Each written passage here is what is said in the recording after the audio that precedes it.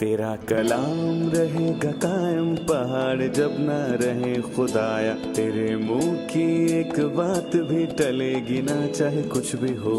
عزیز ناظرین، میں Ayad Zarif آپ تمام دیکھنے والوں کو ہمارے روز کے بائبلی مطالعاتی پروگرام کی نئی قسط میں خوش آمدید کہتا ہوں۔ ابھی ہم پرانے عہد نامے میں سے آموس کی کتاب کا مطالعہ کر رہے ہیں، اور یہ انبیاء اصغر کی لکھی کتابوں میں سے ایک ہے۔ ہم اس کے 5ویں باب پر پہنچ چکے ہیں، اور آج ہم پہلی آیت سے 15ویں آیت تک مطالعہ کریں گے۔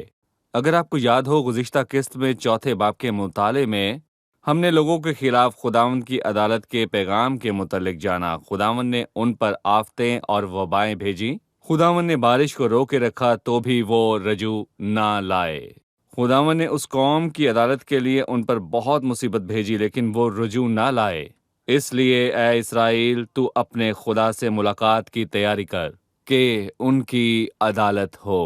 ہم نے ایک اہم سبق بھی سیکھا۔ خدا ہر ایک واقعے کے ذریعے ہم کلام ہوتا ہے۔ وہ ذاتی طور پر ہم سے بات کرنا چاہتا ہے، اور وہ چاہتا ہے کہ ہم دلی توبہ کے ساتھ اس کے پاس لوٹیں۔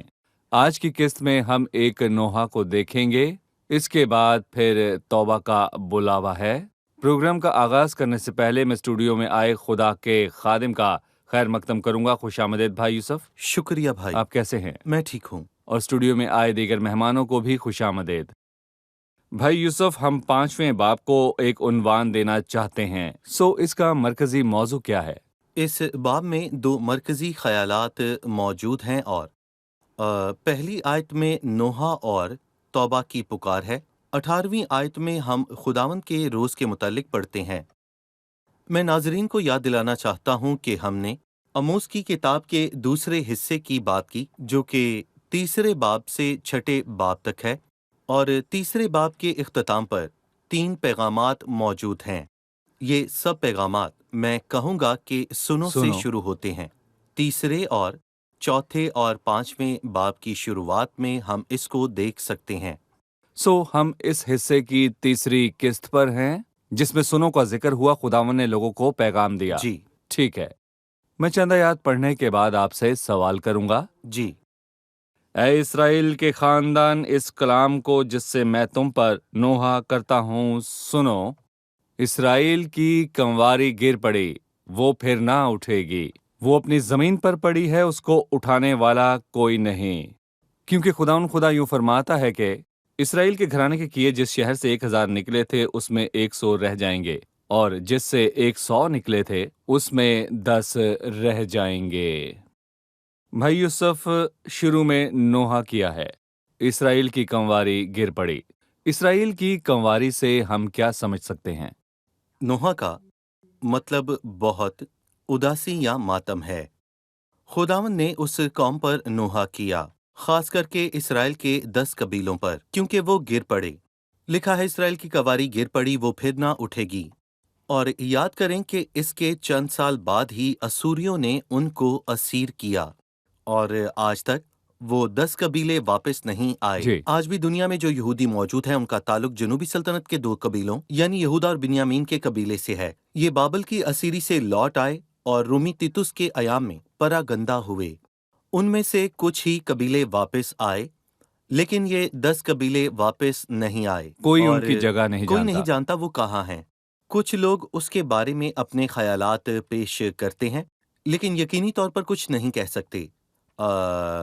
اور ہم یہ جانتے ہیں کہ کتاب کے آخر میں ان کی بحالی ہوئی۔ لکھا ہے کہ میں ان کی برگشتگی کا چارہ کروں گا، میں کشادہ دلی سے ان سے محبت رکھوں گا۔ خداوند ان سے محبت رکھتا ہے، لیکن افسوس جو بھی ہوا وہ یہ واضح طور پر ظاہر کرتا ہے کہ وہ لوگ خداوند اپنے خدا کی طرف رجوع لانے میں بالکل ناکام رہے۔ تو بھی تم میری طرف رجوع نہ لائے، خداوند فرماتا ہے۔ جی ہاں، جب انسان کے پاس کوئی امید نہ بچے تو وہ کہتا ہے وہ نا امید ہو چکا۔ اس قوم کی حالت بھی ایسی ہی تھی، اس لیے اس پر نوحہ کیا گیا۔ اسرائیل کی کمواری گر پڑی، وہ پھر نہ اٹھے گی۔ وہ اپنی زمین پر پڑی ہے، اس کو اٹھانے والا کوئی نہیں۔ یہاں اسرائیل کی कंवारी से क्या मुराद है? आमूस नबी ने ये अल्फाज इस्तेमाल किए, उस कौम ने बुत परस्ती और जनाकारी की। ये अल्फाज बहुत मर्तबा इस्तेमाल हुए हैं, लेकिन अगर यसाया 47 को पढ़ें तो ऐसा ही पढ़ते हैं। बाबल के लिए भी ऐसा ही लिखा है, ए कवारी दुख्तरे बाबल उतर आ और खाक पर बैठ। ए कवारी दुख्तरे बाबल उतर आ और खाक पर बैठ। और फिर लिखा है, ए कसदियों की दुख्तर तो बेतख्त जमीन पर बैठ। ये अल्फाज उस कौम या लोगों की हालत को पेश करते हैं, कवारी दुख्तर, और यहाँ पर उसने यही अल्फाज इस्तेमाल किए हैं, इसराइल की कवारी। ये उनकी कमजोरी की हालत को बयान करते हैं। खुदा ने उस कौम को तबाह करने का इरादा किया। वो नहायत पस्त और कमजोर हुए। और फिर सनखरीब के अयाम में ऐसा लिखा है कि कवारी दुख्तर सयोन ने तेरी तहकीर की। और लिखा है, खुदा उन कमजोरों के साथ खड़ा होता है, लेकिन जब वो कमजोरों के साथ खड़ा होता है तो मुखालिफ कमजोर पड़ जाता है। ठीक है। तीसरी आयत, जिस शहर से 1000 निकले थे उसमें से 100 रह जाएंगे, और जिससे 100 निकले थे उसमें 10 रह जाएंगे, यानी इनका दूसरा हिस्सा रह जाएगा और बाकी सब खत्म हो तबाह हो जाएंगे। यहाँ पर असीरी का बयान है या किसी जंग का? उसने किस बारे में बात की? हमें देखें इसकी भाई, वजाहत की जरूरत है। हम इसको ये साया के 6 बाब में भी पढ़ सकते हैं। और खुदावंद आदमियों को दूर कर दे और इस सरजमीन में मतरूक मुकाम बकसरत हों, और अगर उसमें 10वां हिस्सा बाकी बच जाए तो वो फिर भस्म किया जाए, यानी उसमें से एक बाकी रह जाएगा, और ये उसके 10वें हिस्से के बराबर हैं। और ये आधा या तीसरा हिस्सा नहीं बल्कि 10वां हिस्सा है। यहाँ लिखा है कि जिस शहर से 10,000 निकलते थे उनमें से 100 रह जाएंगे, और जिनमें से 100 निकलते थे उनमें से 10 रह जाएंगे। इससे वो ये बताना चाहता है कि ये उनकी कम से कम तादाद है और उनमें से अक्सर हलाक हो जाएंगे, और ये सच है। सही। चौथी आयत है, क्योंकि खुदावंद इसराइल के घराने से यूं फरमाता है कि तुम मेरे तालिब हो और जिंदा रहो, लेकिन बैतेल के तालिब ना हो और जिलजाल में दाखिल ना हो, और बेरसबा को ना जाओ, क्योंकि जिलजाल असीरी में जाएगा और बैतेल नाचीज होगा। तुम खुदावंद के तालिब हो और जिंदा रहो। ऐसा ना हो कि वो यूसुफ के घराने में आग की मानद भड़के और उसे खा जाए, और बैतेल में उसे बुझाने वाला कोई ना हो। ए अदालत को नागुदूना बनाने वालों और सदाकत को खाक में मिलाने वालों, मेरे तालिब हो। भाई यूसुफ उसने फरमाया, लेकिन बैतेल के तालिब ना हो और जिलजाल में दाखिल ना हो और बीर सभा को ना जाओ। इस पुकार से आप क्या समझते हैं? देखें भाई, लोग अक्सर पाक मुकाम को जाते हैं, लेकिन वो लोग खुदा के तालिब नहीं होते। इसलिए खुदा कहता है बैतेल के तालिब ना हो। बेशक बैतेल के साथ अच्छी यादें वाबस्ता थीं। उसकी क्या अहमियत है? क्या खुदा चाहता है कि आप किसी जगह जाएं और जिलजाल में दाखिल ना हो? पर जिलजाल एक अच्छी जगह है, लेकिन उसकी अपनी अहमियत कुछ नहीं, इसीलिए हम उन जगहों पर ना जाएं और उनके तालिब ना हो, बल्कि खुदावन के तालिब हो और जिंदा रहो। उसने कहा, मेरे तालिब हो और जी जिंदा ठीक रहो। है। 6 आयत में लिखा है, तुम खुदावन के तालिब हो और जिंदा रहो। और जो हकीकी जिंदगी का मजा चखना चाहता है, उसको किसी जगह जाने की जरूरत नहीं। हर मजहब में एक पाक मुकाम मौजूद होता है जहां उन्हें बरकत मिले। दर हकीकत बाइबल मुकद्दस में ऐसा कोई भी ख्याल मौजूद नहीं है। बैतेल के तालिब ना हो, जिलजाल में दाखिल ना हो और बैरसबा को ना जाओ। इन जगहों के साथ अच्छी यादें तो वाबस्ता हैं, लेकिन ये जगहें आपको बरकत नहीं दे सकती, ये वहम है। और खुदावन हमें इन सब के खिलाफ तंबीह भी करता है। जो जिंदगी चाहता है वो खुदावंद का तालिब हो। जब तक खुदावंद मिल सकता है उसके तालिब हो, और जब तक वो नजदीक सही। है उसको पुकारो। भाई यूसुफ, ये जाना जाता है कि बैतेल और जिलजाल के शहर इसराइल की शुमाली सल्तनत में मौजूद थे। लोगों ने इन जगहों को मखसूस किया, लेकिन इनको खुदा की नहीं बल्कि कुत्तों की परस्तिश के लिए इस्तेमाल किया। लेकिन यहाँ बीरसबा का भी जिक्र हुआ। शुमाली सल्तनत में बीरसबा का क्या ताल्लुक है, क्योंकि ये जनूबी सल्तनत के इलाके में भी था? शायद इसीलिए यहाँ 5वीं आयत में लिखा है कि کیونکہ جلجال اسیری میں جائے گا اور بیتیل ناچیز ہوگا۔ اور اس نے یہاں پر بیر سبا کا ذکر نہیں کیا کیونکہ جیسا کہ آپ نے کہا اس کا تعلق جنوبی سلطنت سے تھا اور اس کی اسیری کچھ دیر کے لیے دور ہوئی اور خداوند نے دور ان ہوئی، ٹھیک ہے۔ 10 قبیلوں کو اسیری میں لے جانے کا ارادہ کیا، لیکن جنوبی سلطنت 150 سال کے بعد بھی قائم رہی۔ مگر افسوس کہ شمالی نہ ہی جنوبی سلطنت میں کچھ بھلائی باقی رہی، کیونکہ جب لوگوں نے بت پرستی کی اور خداوند نے ان لوگوں کو اسیری میں بھیجا۔ یقیناً وہ شمالی سلطنت سے ہو کر جنوبی سلطنت کو آئے تاکہ بیر سبا کو جائیں اور وہاں انہوں نے گناہ کیا۔ لکھا ہے بیر سبا کو نہ جاؤ، یعنی ایک سلطنت سے گزر کر دوسری سلطنت کو نہ جانا۔ یہ واضح ہے۔ لیکن وہ یروشلم میں ہیکل کو نہ گئے، اور میں یہاں پر یہ بھی کہوں گا کہ وہ جگہ جگہ گئے تاکہ برکت کو حاصل کر سکیں، لیکن افسوس کہ آج مسیحت میں بھی ایسی بت پرستی موجود ہے، اور ہر ایک مذہب میں ہم اس کو واضح صحیح۔ طور پر دیکھ سکتے ہیں۔ شکریہ۔ 7ویں آیت ہے، اے عدالت کو ناگدونہ بنانے والوں اور صداقت کو خاک میں ملانے والوں۔ لکھا ہے عدالت کو ناگدونہ بنانے والوں۔ یہ کیسے ہو سکتا ہے عدالت کو ناگدونہ بنانا؟ یہ شیطان کی چلاکی ہے اور اس کی خصوصیت ہے۔ مثلاً مسیح کے ایام میں سردار کاہنوں نے مسیح کے الفاظ کو یاد کیا۔ پلاطوس کو خدا ہمیں یاد ہے کہ اس دھوکے باز نے جیتے جی کہا تھا کہ میں 3 دن کے بعد جی اٹھوں گا۔ جی، اور یہی نہیں بلکہ انہوں نے جی۔ صلیب پر اس کی تحقیر کی۔ اے مقدس کے ڈھانے والے اور اسے 3 دن میں بنانے والے، اپنے تائیں بچا، اپنے آپ کو بچا۔ انہوں نے عدالت کو ناگدونہ بنایا، اور آج ہم اس کو بڑی سطح پر استعمال کر سکتے ہیں۔ آج کی بدعتیں ایک ہی آیت کو استعمال کر کے ان کو ناگدونہ بناتی ہیں۔ مثال کے طور پر لکھا ہے کیونکہ باپ مجھ میں بڑا ہے، اور یہ بات سچ ہے، لیکن افسوس کہ وہ اس کو ناگدونہ بناتے ہیں کہ مسیح نے کہا کہ وہ خدا نہیں، یا مسیح نے کہا مثال کے طور پر تم مجھے کیوں نیک کہتے ہو، کوئی نیکی نہیں مگر ایک خدا۔ مسیح نے یہ کہا، لیکن انہوں نے اس کو ناگدونہ بنایا کہ مسیح نے کہا کہ وہ خدا نہیں۔ نہیں، مسیح نے ہرگز ایسا نہیں کہا، تم مجھے کیوں نیک کہتے ہو، کوئی نیکی مجھ میں نہیں، یعنی کہ ایک خدا۔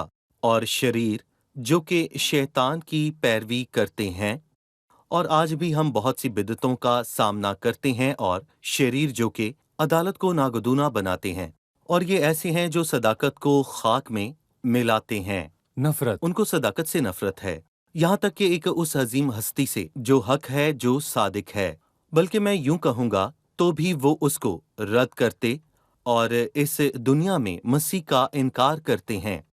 8ویں آیت میں لکھا ہے، وہ سریا اور جبار ستاروں کا خالق ہے جس کو انہوں نے رد کیا۔ وہی خالق ہے جو موت کے سایہ کو صحیح۔ نور بنا دیتا ہے، اور یہی سچ ہے۔ یعنی الہی راست بازی نہیں بلکہ انسان کی راست بازی اور صداقت خاک میں ملانے کے لائق ہے۔ ہم اپنی صداقت اور سونے کو خاک میں ملائیں گے۔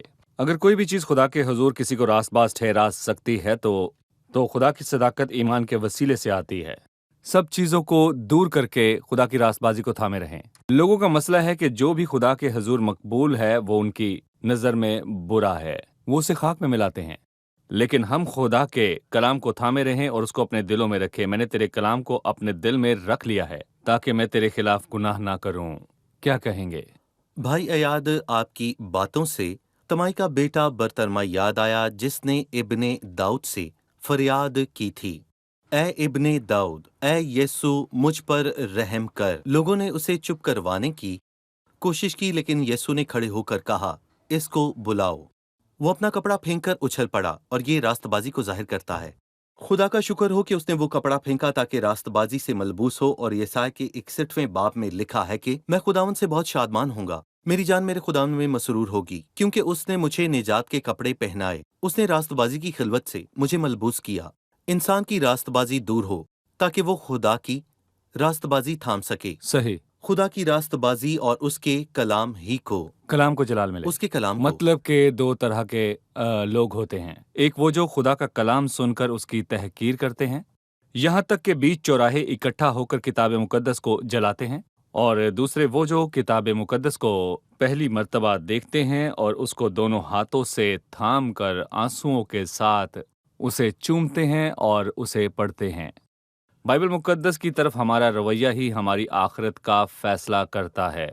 अगर मैं कलाम से नफरत करता हूँ हलाक तो होगा। मैं हलाक होऊंगा, लेकिन जो कलाम को थामते हैं, उसको अपने दिल में रखते हैं, खुदा उन्हें भी जानता है, क्योंकि वो उसके कलाम को अपने दिल में रखते हैं। मैंने तेरे कलाम को अपने दिल में रख लिया है। लिखा है, देख उन्होंने खुदावंद के कलाम को रद्द किया, उनमें कैसी दनाई है। अहमक है वो जो खुदा के कलाम से नफरत करता है। सही। भाई यूसुफ, आपने 8वीं आयत का जिक्र किया। वही सुरैया और जब्बार सितारों का खालिक है, जो मौत के साया को मताए नूर और रोज़ रोशन को शब दजूर बना देता है, और समुंदर के पानी को बुलाता है और रुए ज़मीन पर फैलाता है, जिसका नाम खुदावंद है। भाई यूसुफ, आप हमें खुदा की अजमत के बारे में बताएं। सुरैया 7 सितारों का मजमुआ है। हमने कहा कि अमूस एक आम शख्स था, वो गोलर का फल बटोरने वाला था, लेकिन वो बाइबल मुकद्दस के दाना लोगों और बड़े लोगों की तरह ही फसी था। और ये खुदा का मुकाशवा है। खुदा का कलाम, जी हाँ बिल्कुल, अय्यूब की किताब में इन चीज़ों का बयान हुआ। अमूस जैसे आम शख्स को खुदा ने हदायत की, जैसा कि आपने कहा, और ये खुदा का कलाम है जिसने सुरैया यानी 7 सितारों और जब्बार को बनाया, जो मौत के साए के मुतल्लिक नूर बना देता है। वो सब करने पर कादिर है। यहाँ उसने नूर की बात की, जो मौत के साए के मुतल्लिक नूर और रोज़े रोशन को सबे देऊर बना देता है, और समंदर के पानी को बुलाता और रुए ज़मीन पर फैलाता है। ये बहुत ही खूब है। और मैं कहूँगा कि बारिश कहाँ से होती है? वो समंदर से बनती है। समंदर के पानी से बुखारात बनते हैं और फिर वो ऊपर जाते हैं और फिर बारिश होती है। और कुछ अरसा पहले ये हकाइक सामने आए, कुछ सैकड़ों सालों पहले, जबकि अमूस ने कई सालों पहले इनको बयान किया। वो समंदर के पानी को बुलाता और रुए ज़मीन पर फैलाता है। ताना हो कि लोग खुदा का कलाम भूल जाएं। जैसे खरूज के 3 बाब में मूसा ने पूछा कि जब लोग मुझसे नाम पूछें तो मैं क्या कहूँ, जिसका नाम खुदावंद है, वो जो जबरदस्तों पर नागहानी आफत लाता है, जिससे कलों पर तबाही आती है। इसके क्या मानी है? इस आयत की वजाहत ये फरमा दीजिए। मुश्किल आयत है। 9वीं ये आयत। 9वीं आयत है, और अगर हम इस 9वीं आयत को दूसरे तर्जुमे में पढ़ें तो हम पर ये वाज़े होता है, जो जबरदस्तों पर नागहानी आफत लाता है, जिससे कलों पर तबाही आती है। सो मैं कहूँगा खुदावंद कलों को मस्मार कर सकता है, और यही नहीं बल्कि खुदा जबरदस्तों को हलाक कर सकता है। और हम बहुत बार इसको देखते हैं। इससे खुदा की कुदरत जाहिर होती है। नबूकतनजर जिसको चाहे हलाक कर देता था, जिसको चाहे रिहा कर देता था, और उसने 7 साल सांड की तरह घास खाई। अगर खुदा का रहम ना होता तो वो सारी जिंदगी ऐसा ही करता रहता। भाई यूसुफ, मैं आपकी इस बात से सलीब की तरफ जाना चाहता हूँ। हम सलीब पर ये दोनों चीज़ें होते देखते हैं, जो रोज़े रोशन को शबे दजूर बना देता है। मसीह की मसलूबियत के वक्त दिन को अंधेरा छा गया। सलीब पर मसीह की मौत के नतीजे में ज़बरदस्त हलाक हुए। इससे पहले शैतान ज़बरदस्त था, उसने सब लोगों को हलाक किया। लेकिन भाई यूसुफ, मैं सलीब पर हुए इन 2 वाक़यात के बारे में मज़ीद जानना चाहूँगा। उसने हमारा फिदिया दिया और खुद तारीकी में गया। मसीह हमारी खातिर मुआ। आप इसके बारे में क्या कहेंगे? वो रोज़े रोशन को शबे देऊर बना देता है, और मसीह की मौत के नतीजे में मौत का साया छट गया और वो सुबह में तब्दील हो गया। हमारी हालत नाकाबिले बयान थी, पर खुदा का शुक्र हो कि वो सुबह को जी उठा, और उसके जी उठने की वजह से हमारी सुबह रोशन हुई। और आपने कहा कि ज़बरदस्त हलाक होंगे और कलों पर तबाही आती है, जिस कले में शैतान कायम है।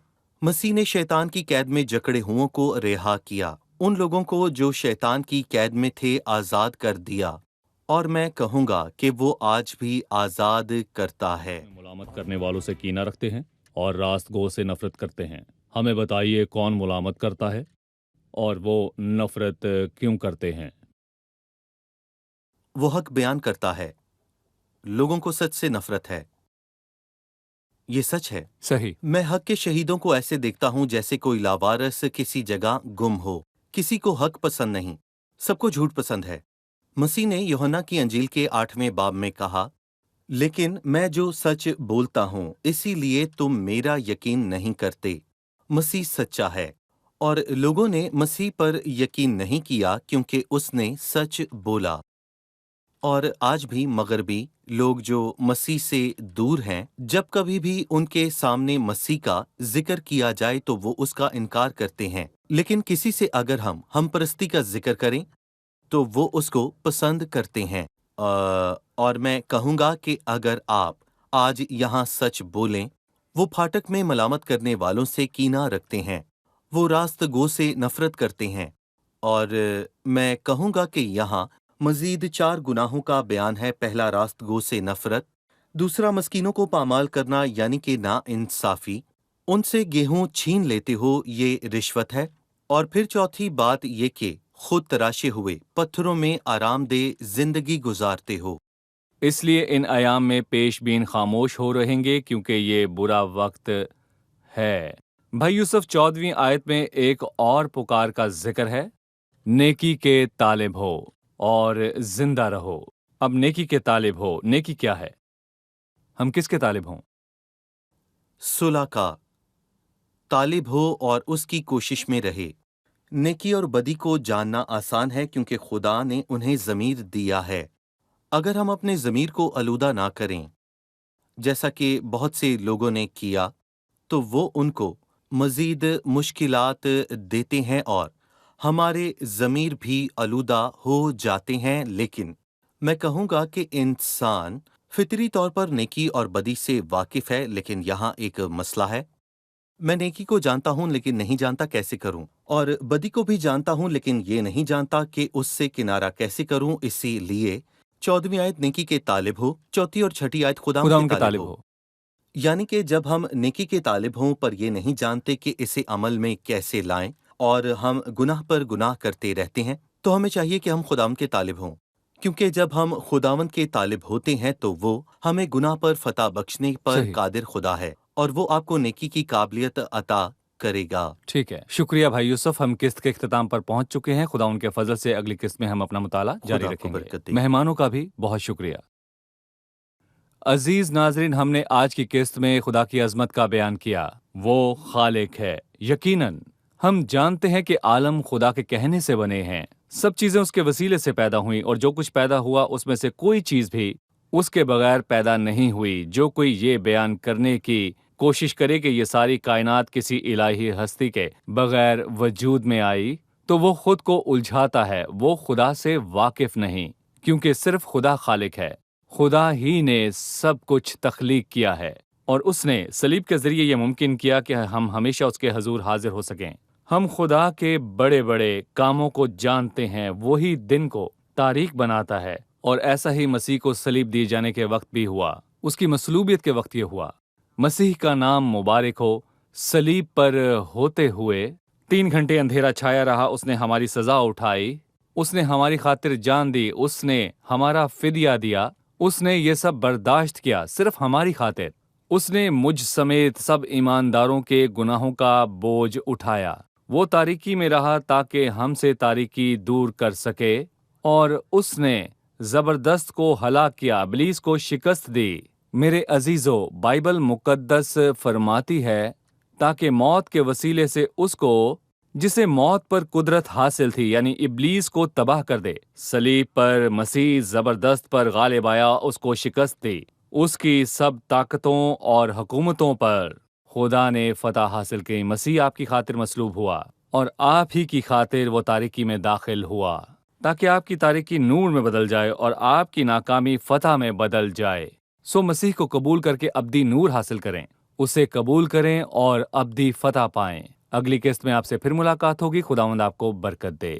تیرا کلام رہے گا قائم، پہاڑ جب نہ رہے خدایا، تیرے منہ کی ایک بات بھی ٹلے گی نہ، چاہے کچھ بھی ہو۔